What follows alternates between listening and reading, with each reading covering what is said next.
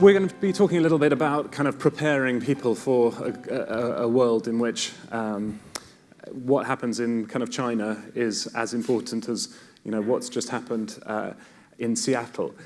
John, I know that this is a big thing for you at the moment at NYU. You're trying to make your students more and more kind of globalized. Can you tell me a little bit about what you've been doing there?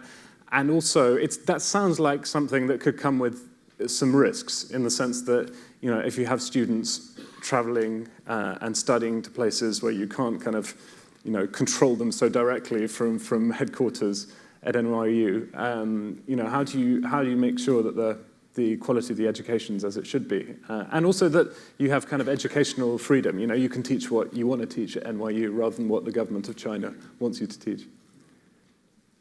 Yes. I mean, that's a very, very, let me see if I can do this very quickly. Yeah. First of all, what's happening at NYU right now, what we're doing is I think it's fair to say unique. And I'll take you very, very quickly through its evolution. It starts in 1.0 by being founded almost 200 years ago to be in and of the city, and in and of this particular city. So New York City is the first city in the world that has a neighborhood for every country in the world. And 40% of its citizens come from outside the United States. They were born outside the United States. So as you look at the 21st century, and you say this is going to be the century, as a student, I have a doctorate in religion, I would say this is going to be either the ecumenical century, the century where we learn to build community of communities, or it's going to be a century where we fail at that, and there's this huge explosion of humankind that's not very good. So New York City, in a way, is the first ecumenical experiment, bringing its neighborhoods together in a community of communities. And we're the university, the elite university in New York that is utterly connected to New York. So we don't have a single gate. We don't have a single blade of grass. I used to say we have no grass on campus. I realized that had a double meaning. Misinterpreted. So yeah. So we don't have a blade of grass on campus. So and we're salt and peppered through the city. So that's 1.0, is to begin to align your admissions, the way you present yourself to students, as saying we're going to give you, in addition to a great education in physics or theater or history or whatever, we're going to give you an education in ecumenism, in building a community of communities. 2.0 is the extrapolation of that. So you got to understand, as we do this extrapolation, we are not developing branch campuses. Okay, that's like the French Foreign Legion. It's over there someplace. We're not like an international company. The best I've been able to come up with is we're an organic circulatory system. The idea is that human capital, faculty, students, staff, flow through the system because among the most creative people, the most innovative people, they're going to want to live this world in various idea capitals. And that's going to be a magnet, a structural magnet to them. So 2.0 was the beginning of developing of study away sites where you could go for a semester.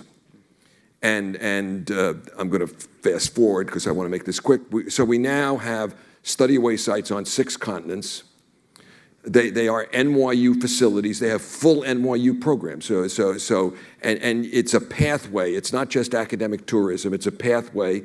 So if you're in our undergraduate business school, you do 5 semesters in New York, 1 in London, 1 in Shanghai, 1 in Buenos Aires. And it's a different substantive education. 3.0 was when we realized if we were going to do this, why weren't we in the Arab and Muslim world? And then the question became, could you be? And then we discovered the extraordinary leadership in the Emirates. And when I went to meet with the leader there, he said to me, can we do something more? I've read your stuff about the world being a network of idea capitals. Can we make Abu Dhabi one of the idea capitals in the Premier League and create a full version of NYU here, smaller, but full research university, graduate programs, and an undergraduate liberal arts college, total of 3,000 students, 2,000 undergraduates, and make that a doorway for students from around the world. And he said to me, and it's kind of a dream, he said, You go find the best students in the world wherever they are. I want to create the leaders of global civil society. And I want them to love Abu Dhabi. And I'll pay for it if they can't. They can't, fine.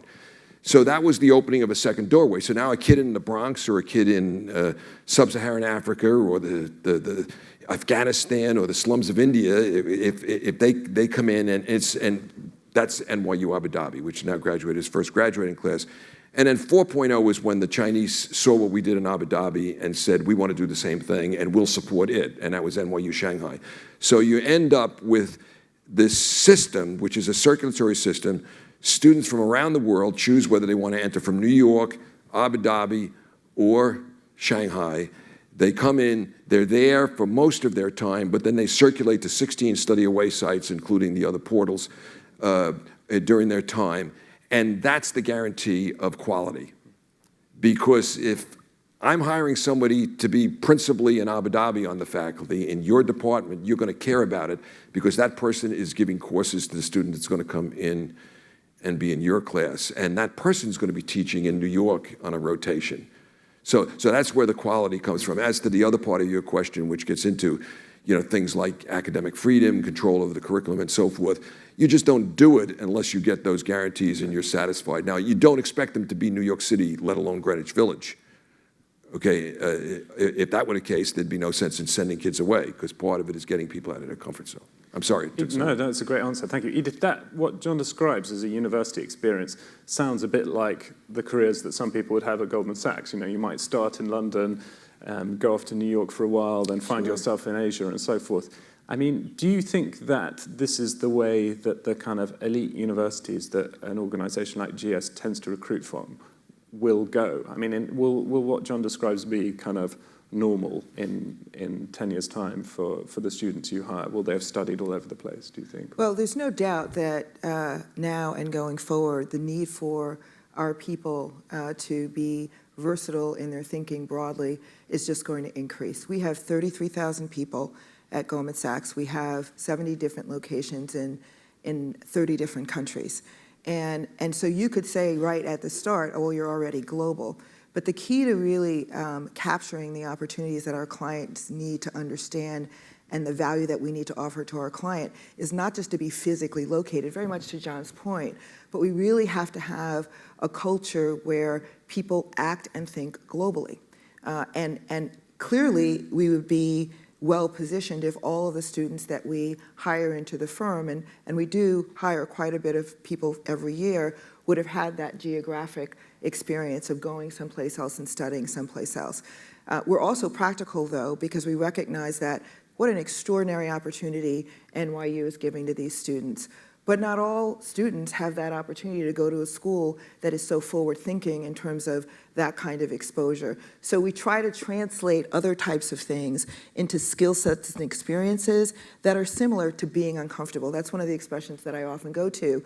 We're looking for people who are not just comfortable being uncomfortable, but are thriving on being uncomfortable. Why? Because Goldman Sachs is in the financial services space where we have to provide value to our clients on a day-to-day basis in an ever-changing dynamic marketplace. You don't really know what you're going to see 6 months from now, a year, let alone 5 years. And our value added has to come from individuals who are looking around the corner, who have that experience of being uncomfortable. Being global is a big part of that. Early in my career, I had an extraordinary opportunity to go and work in London for 2 years. And you would think, therefore, that going into that, I'm a diverse person, I work at Goldman Sachs, that it would have been an easy adjustment for me. In fact, it was really the first time I'd ever spent significant time out of the United States. I didn't have an opportunity growing up traveling. I didn't do a semester abroad in college. The campus then was not as diverse globally as it is now. And I have to say, it is one of the probably top 3 experiences I've had professionally, having to truly understand the experience of being global. Experience of being global is critical to our success. London can be a pretty uncivilized place as well. I wasn't going to go there, but... John, what you're doing at NYU sounds like it could be quite expensive. It may be excellent and add, kind of great value to the university experience and therefore be completely worthwhile. But there's also a possibility, I suppose, that if NYU and other elite universities become more globalized, they become more expensive to go to, and the sort of gap between what an NYU degree confers on you and a sort of mid-tier college degree confers on you, kind of grows even greater in a sense that might make some people uncomfortable. I mean, not you, because your interest is to make your institution as excellent as it can be. But do you think there's something a bit troubling there for kind of society as a whole? So you spot an important issue. The answer in the case of NYU and what we're doing, but we're first movers and we have certain first mover advantages as well as first mover challenges, is no, it's not troubling at all. And part of it is because we have two partners, both in Abu Dhabi and in Shanghai, governmental partners. And in those two nations, unlike in the United States, higher education is still seen as a public good. And for example, we had the first graduation of NYU Abu Dhabi last May. First of all, every student that started graduated. There are very few schools, certainly not NYU New York, certainly not Harvard, with zero attrition. 140 kids graduated from 48 different countries, 15% of them from the United States. But I'll just give you one example of one of the students that was Magna, is a kid named Muspa, homeschooled himself in his tribal village in Ethiopia till the 8th grade. Took 5 days as a 13-year-old, walked to Addis Ababa, persuaded the international school to accept him. They found out 6 months in he was living in a cardboard box home by himself. And of course, they gave him housing, #1 in the Ethiopian national exams. If we had not found him with our scouting system, which is expensive, but which is paid for by Abu Dhabi, his talent would have been wasted for the world. We said to the Crown Prince, we think some of the kids will not have anybody at graduation. People like Muspa couldn't have somebody at graduation. He said, I'll pay for one friend or family member, because some of them were orphans, to come to graduation. We had 31 people at graduation who had not been away from their home ever, out of Rwanda, out of Pakistan, all over the world. So the question all comes down to the big question in higher education, which is how much is the public willing to put in to make it a diverse experience? And in the United States, that's going in the wrong direction. And we're talking about, while people like us are fighting to get our kids into $35,000 kindergartens, we're wondering, how could NYU cost $50,000? And we're telling the kids of the poor, the unconnected, the uninformed, that they should send their kids to some $10,000 degree. It's a huge issue. There won't be many places like NYU. My prediction is that if you look 25 years ahead, there'll probably be 5 or 10 doing what we're doing. There'll be another 50 to 100 that will be in what, if you want an analogy to airlines, will be code shares. I mean, there are different ways to do it. And I've written, and since higher education is not a zero-sum game, it's a positive-sum game. So is thought, everything that we think of, we put out there and encourage others to emulate, because the more people that emulate it, the less people will just spend their lives taking shots at me. So it's good for me to get a few other presidents out there. So Edith, Goldman Sachs is a kind of prom queen in the labor market, in the sense that it's an organization that gets to recruit from among the best students at amongst the best universities around the world, right? But one of the things we've been talking about today is what you do to make sure that students who don't go to those colleges can, kind of enter the labor market and kind of get into really kind of high status jobs at organizations like Goldman Sachs, even if they may not have been through a kind of traditional 3 or 4 year residential course. They might be incredibly smart children, but for whatever reason, maybe it's a family background or something else, they've had a kind of spottier experience of college education. Could you imagine at some point kind of Goldman getting more involved in the kind of education of those folks before they potentially come and work for you? Can you imagine looking at a CV of somebody who didn't go to Princeton or Yale or Stanford and saying, oh yeah, I can see that there's a huge amount of potential there, and we're going to try and give that person a leg up so that eventually they can join our, kind of graduate scheme or, Right. or something like that. Right. Well, I can tell you we're doing that now. We hire from last year over 500 universities around the world. And there's a number of reasons for that, much of which we've already touched on, that we really do believe that to continue to be relevant, we've got to make sure we're tapping all this different, type of genius, quite frankly. I want to hear about this young man, who walked ended up at school in Abu Dhabi. I mean, that's incredible, the resilience and the perseverance and the excellence. That's somebody who sounds like, from a skills experience perspective, is interesting. So we do that. Technology has been extraordinarily helpful to us in expanding our outreach to places that, quite frankly, from a scale perspective, it's been hard. You've got to, we recruit on a person-to-person basis, and we've been able to use technology to do that. But we also recognize that we've got to go further. We have a very good relationship with many of the community colleges here in New York City, and we've leveraged that for our 10,000 Small Businesses program.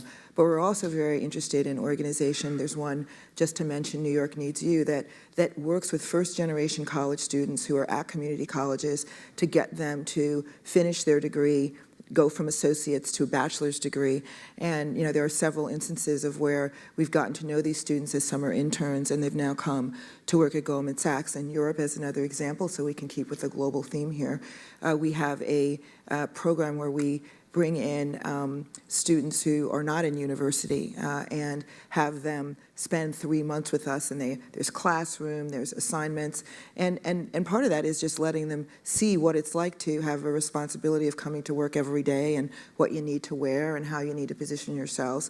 And then I could go on. We have programs for women who have left the workforce or men who want to return. And all of this leads, it's all done for one purpose, and that is that we believe that in order to get the best people, we have to be broad in that definition. We have to be. We're not the only firm out there who wants great people, but we really challenge ourselves to make sure that we get that diversity of experience. It's incredibly important for the firm going forward, as quite frankly it's always been. Could I add something to that, sure. John? So the last two questions you've asked are extremely important, and they connect. It's extremely key to the future for Goldman, for higher ed, for society, that we maximize the talent of every talented person out there, and every person out there, that we maximize it. And what we've got to get in the habit of doing is looking for talent where we don't generally look for it. So that's the connection to the points Edith was just making. So technology is a tremendous help in this. So I'm chairman of the board of something called the University of the People, which is a free college education for anybody who's a high school graduate, fluent in English, has access to the internet, and is abjectly poor. And it's a real education in classes and so forth and so on. But we use it as a search engine. And when kids do well in their first year, we then pull them out and bring them into NYU Abu Dhabi, where I can give them a full ride, or to NYU Shanghai, in some cases NYU New York, where I have less for financial aid. But the key thing is that we start using technology, even the MOOCs, as ladders up. What we can't do is pretend that if we stamp a person with a BA degree that's obtained from the University of the People, that it's the same as a BA degree from a college that offers a more. And by the way, students that are really good do better at really good places, because there's a peer group, there are better programs, and everything else, so they succeed more. There's one thing, as I mentioned earlier, you are able to get the best of the best, but given that, are there things that people arrive at Goldman Sachs not having that you would expect them to have? Is there any way in which the graduates, even of our best schools, are falling short, or do they come pretty much, prepackaged? Just you just kind of open the box and set them off. Well, I have to say, my colleagues in our learning organization will be pleased for me to say publicly that there's always a lot more learning to be done. Being effective in an academic institution is quite different than being effective in a global investment bank. When you're in school, there's many of similar things but you have to work hard, you have to focus on details, but you can really surround yourself in subject matters that you're comfortable with and that you excel in. Most wonderful liberal arts colleges require that you take a diversity of courses, but even then you get to choose. And so you could just stay in your comfort zone. But when you step out of the academic sphere and you start working at Goldman Sachs, it's not just about your narrow view. You've got to be able to take those perspectives and to leverage them into broader impact. Your success is based upon your individual effort, but at Goldman, it's absolutely critical that you connect your experiences to those that you're working with. It's really the power of the collective. Clients don't do business with us typically because of one person. They do business with us because it's one person who gives them access to the overall organization. And that's a little bit different than getting straight A's in university. So there's always learning to be done. And it's not just when you come out of university, by the way. The world of financial services, now that I've been in it for a long time, let's just leave it at that, is quite different than it was when I started. And so we all have to keep learning. It's the requirement for everyone. I have a ton of questions for you, but I'm aware that some other people in the audience might as well. So if you want to ask a question, please put your hand up. I'll take them in clusters. As Edith says, both our panelists will kind of thrive on being made to feel uncomfortable. So please bear that in mind when asking your questions. Let's start on the right. Yes, sir. Great. I'm impressed. Could you just state what? Sorry, I should have added. State who you are, where you're from, that kind of thing. I'm Kai Dreckmeyer from California, from Inside Track. We work in higher education. Really impressed with both of you, and I have nothing against either of your institutions. However, that's reassuring. I thought there's a but coming. There is an issue here with sort of class sorting and finding those great bright spots amongst the poor and bringing them up so they can participate fully. It would be so awesome if either or both of your organizations could do something or do more to elevate all of the poor. We know so much now about early childhood education, the effects of poverty, and there are interventions that work. So say something about that as we think about workforce development for the poorest of the poor. Sure. So if I do you want to jump in on that? Yeah, and then we'll. Did you want to ask?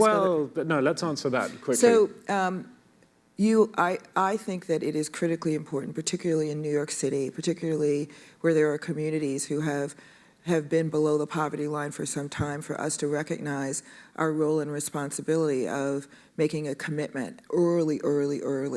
And to that end, our partners have been significant givers to, as an example, Harlem Children's Zone, and that's one of many examples where we have provided financial support, giving, time, commitment, because we recognize that we're really not going to move the needle in terms of really the diversity of experiences if we don't start early. Education, early education is key, and we are in a city where we have to be committed to that. It doesn't, it strikes me as I walk into our building at 200 West every day, I take note of people going to work, not 33,000 going to our buildings all over the world. And how do we make sure that, we are making a difference in those lives more broadly? I think it's a good question, more of a point, but I would agree with that. John, can I ask you something related to that, which is you mentioned earlier that America has ceased to look at higher education as a public good, or perhaps not ceased entirely, but does less so than it used to.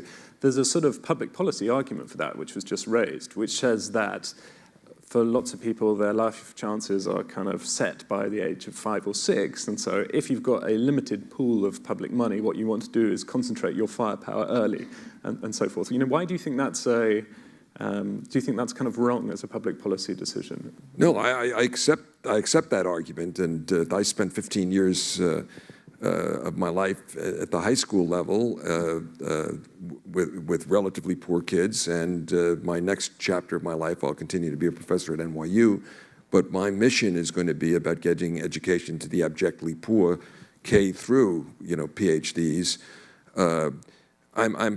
And I think NYU is mobilized in that direction, frankly, with literally millions of hours of volunteer work out in the city, including dental vans, nursing vans out in the poorest neighborhoods. We're in 130 schools. And then when we get them to us, we're one of the very few elite schools that has north of 1 in 5 of our entering class Pell Grant eligible. And 40% of this year's entering class were first generation. And that does not include, I want to emphasize, that's New York. That does not include Abu Dhabi or Shanghai, where we're out there. 40%. Yeah, but 40% of the students that entered in New York were first generation this year. 39, I think, is the exact number. But so we're very aggressive about this, even though we suffer the fact that 40 years ago, we had to ask people to wait 2 weeks to get paid, and we were on the verge of bankruptcy, and we have a per capita endowment that is 1/40th of our richer peers. Thank you. Let's grab some more questions. There are two sitting next. Yeah. This is for Mr. Sexton. This is Margaret Pearson. Do you require these global program graduates to speak a language when they graduate that is other than English in their own? And do you require them to learn a religion other than the one they were raised in? And if not, why not? Can we grab another question while we're at it? Yes, please. Yeah, it's microphone's on its way. Okay, so far today we've talked mostly about big businesses, and yet I'm wondering about small businesses and in particular entrepreneurs. Entrepreneurs solve real problems, many of which are social, and they monetize it. So they not only help society, but they also elevate the economy. And I'm wondering what these two institutions, Goldman Sachs and NYU, is doing to support their efforts on a local and global basis. Thank you. And then we'll just one last question here, a friend from São Paulo. I think it's the right moment. Robert Whitaker from a school in São Paulo. It's not directed at anyone in particular because I don't want to seem particular. I will just tell you a very quick story. When I was in France watching a program at the early days of globalization, and we had this French philosopher, Alain, it escaped me, and they were discussing liberty, fraternity, and equality in France. And somebody asked this professor what equality was. And he said, well, that's the inalienable right that every citizen in the world has to be like us, the French.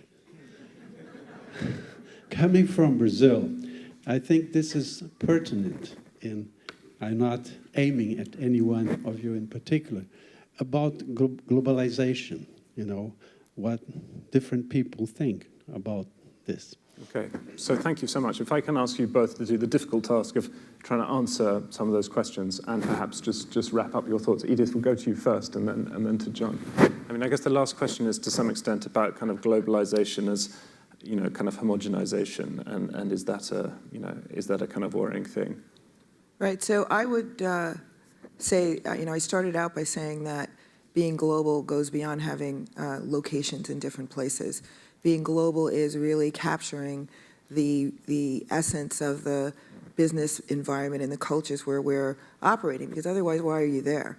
And so we have worked and we've been very focused on making sure that we're leveraging all of the excellence and expertise that's on the ground, but we're also keeping core to the value proposition and culture of the firm. And that's not to say that we want everyone around the world at Goldman Sachs to be like someone sitting in New York, but it is important to create the same culture and ethos everywhere, because otherwise you lose your firm's identity. Part of Goldman Sachs' identity has and will continue to be how we leverage that kind of broad excellence and talent. That would include, transitioning to your question, about entrepreneurs and small businesses. Much of what you hear and what we know to be true about small businesses is also relevant to large organizations. You have to be innovative. You have to, think on your feet. The hours are long in both instances. And to that end, we have invested in a number of cities in the United States and around the world in 10,000 small businesses. In New York, we've partnered with LaGuardia Community College. We just had our first graduation in Detroit, and we've done this all over the country, with the thinking being that we have expertise in running companies, and these individuals in these community colleges who are entrepreneurs could benefit as we would in collaboratively working and solving problems, creating value for themselves, but in the communities that they live and operate in. Because we believe that we are only going to be successful as the environment and the business environment that we operate in. So we are 100% invested and supportive of small businesses. It's part, we believe, of the success story of this country historically, and it's part of the success formula for countries all over the globe. John, there was a specific question to you, just briefly, because then I'm afraid we'll have to wrap it up, about language learning, right. And also about, kind of whether you should force people to broaden their horizons by teaching them another religion. So I'm delighted to be pressed for time, because I will say to all of you that for a full answer about triumphalism as opposed to ecumenism, you can get my, I'm supposed to say, according to my publisher, New York Times best-selling book, Baseball as a Road to God. And it will show you that this is the essence, really, of the Global Network University, is that we learn to look at life not through the one window we're given, but through the many facets of a diamond. So we're not triumphalist at all. It's quite the opposite. It's the skill of building an ecumenical world, which, of course, brings us to language. Now, it's almost an unfair question, because the median student that enters NYU Abu Dhabi and NYU Shanghai already speaks 3 languages, but they are required to learn, if they're in Abu Dhabi, Arabic, and they're required to learn Chinese if they're there. And when our students go study away at any of the sites, and about 60% of them do 1 and about 40% 2, because it's very easy, they're required to pick up the language of the site to which they're going, at least at a conversational level, a basic conversational level. So I think we're reasonably good at avoiding triumphalism, which is exactly why we don't require them to choose a religion, because that gets into a definition of religion, on which I've written an article in the Harvard Law Review in 1979. They're unsigned, but if you go to the Harvard Law Review, I give a full definition of religion for purposes of constitutional services. And just last week, I dedicated the E-Lab down at Washington Square. You should go down and visit it. We have an investment fund in our endowment in our students' entrepreneurial efforts. So we're really trying to figure out how you put individualism, be it religious or otherwise, and community together, because I believe, as Teilhard de Chardin wrote, going back to the French, that we're entering the second axial age, where if we don't figure out how to be a community of communities, we're going to be in a lot of trouble.